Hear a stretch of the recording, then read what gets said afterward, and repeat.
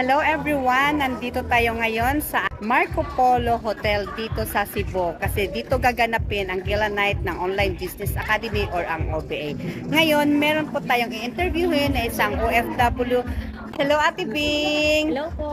Good morning everyone! Ako po si Bing Arda. Isa po akong teacher OFW sa Riyadh at nag-join po ako sa OBA. Nandito kami ngayon sa Cebu, sa Marco Polo. Okay. Ate Bing, magkano na ngayon ang kinikita natin dito sa As of online now business? po, kumikita na po ako ng 75,000. Yan. So, part-time lang po ginagawa, Yes diba? po, part-time po ginagawa ang business while nasa teaching po ako. Ayan. Kung naghahanap po kayo ng side hustle, mag-how po kayo sa video na to para mag-guide kayo ni Coach Ann. Thank you so much, Ate Bing. Welcome po. Okay.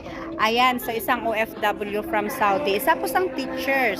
Ngayon, ginagawa niya yung OPA, part-time only. So, ngayon, kumikita na siya ng 75,000. So, kung ikaw right now, isa kang OFW, empleyado ka man, naghahanap din ng opportunity sa online, message mo ako or i-follow mo ako, like and share this video, drop your location para ma-prioritize kita.